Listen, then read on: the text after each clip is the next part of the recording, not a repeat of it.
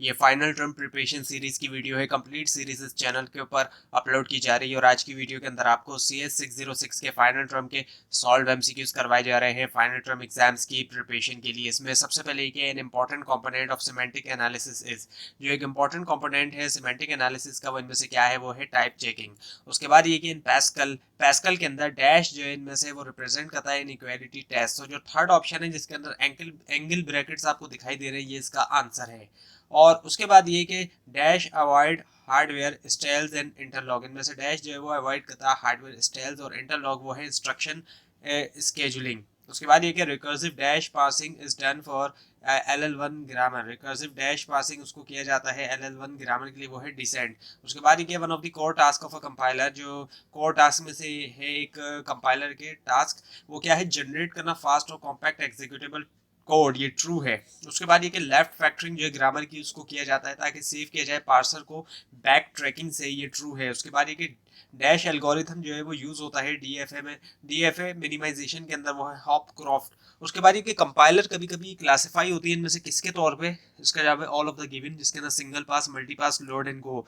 उसके बाद ये कि for each language to make LL1 grammar, हम जो है वो लेते हैं दो स्टेप्स। फर्स्ट जो है वो क्या है, रिमूव करना लेफ्ट रेकरेंस, और सेकंड जो अप्लाई करना फिन सीक्वेंस। सो ये फॉल्स है। उसके बाद ये डैश जो है वो इवैल्यूएट किया जाता है ताकि यील्ड किया जाए एक वैल्यू को, वो है एक्सप्रेशन। उसके बाद ये LR पार्सर्स हैंडल कर सकते हैं डैश ग्रामर, वो है लेफ्ट रिकर्सिव। उसके बाद ये फ्रंट एंड जो है टू पास कंपाइलर कर लेता है डैश को एज अ इनपुट, वो है सोर्स कोड। उसके बाद ये DFA मिनिमाइजेशन के अंदर हम कंस्ट्रक्ट करते हैं one dash for each group of state from the initial DFA, इसका जवाब है स्टेट। उसके बाद ये डैश जो है of two pass compiler, two pass compiler के कंसिस्ट ऑफ, उसके अंदर क्या है, इंस्ट्रक्शन सिलेक्शन, रजिस्टर एलोकेशन और इंस्ट्रक्शन स्केजुलिंग, का जवाब है बैक एंड।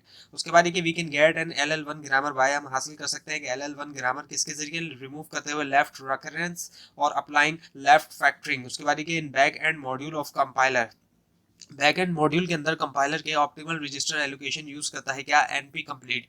उसके बाद ये कि लेक्सिकल एनालाइजर जनरेटर जो है वो डैश इज रिटन इन जावा, वो है JLX, इनके सेकंड ऑप्शन। उसके बाद ये कि एक transition table cell of the table contain the dash state, कौन सी स्टेट होती है, वो है नेक्स्ट स्टेट। उसके बाद ये फ्रंट एंड जो है टू पास कंपाइलर का, वो लेता है डैश को इनपुट सोर्स कोड को। और उसके बाद ये फंक्शंस जो है लेक्सिकल एनालाइजर के, वो इनमें से क्या है, ऑल ऑफ द गिवन है, जिसमें रिमूविंग वाइड स्पेस है, रिमूविंग कांस्टेंट आइडेंटिफायर्स और कीवर्ड्स, और इसके अलावा रिमूविंग कमेंट्स भी है।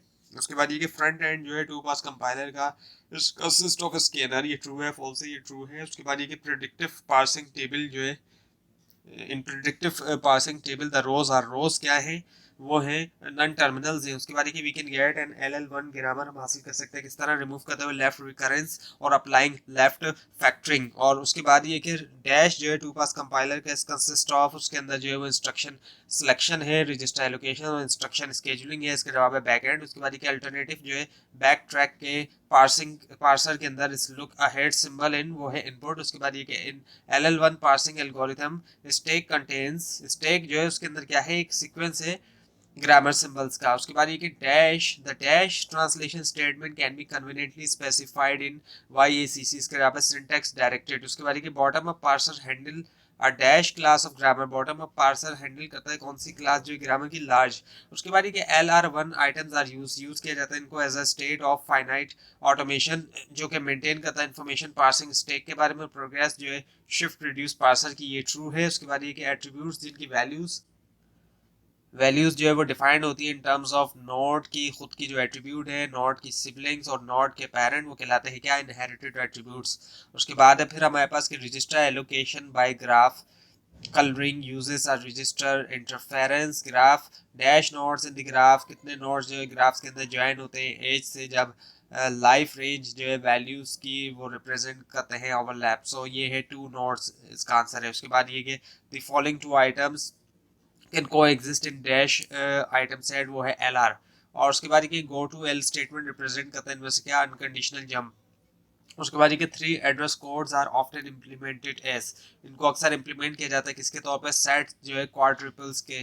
उसके बाद ये कि एट्रीब्यूट्स ऑफ नोड, एक नोड के एट्रीब्यूट जिनकी वैल्यूज डिफाइंड होती हैं होली तौर पे in terms of attributes of nodes children, और जो फ्रॉम कॉन्स्टेंट्स आर कॉल्ड, वो कहलाए जाते हैं सिंथेसाइज्ड एट्रीब्यूट। उसके बाद ये कि एरर हैंडलिंग मैकेनिज्म जो है YACC पार्सर जनरेटर का पुश करता है input stream back when inserting missing token. ये ट्रू है फॉल्स है, ये ट्रू है। उसके बाद ये कि द नोटेशन डैश इंस्ट्रक्ट करती है नोटेशन YACC को के पुश करे computed attribute value on this stack. So इसका आंसर है जो $2 का जो साइन है, ये आंसर है इसका। और उसके बाद ये कि फ्लो जो है वैल्यूज का, flow of value use to calculate, use किया जाता है कैलकुलेट करने के लिए synthesise attributes in parse tree is, वो क्या है बॉटम अप।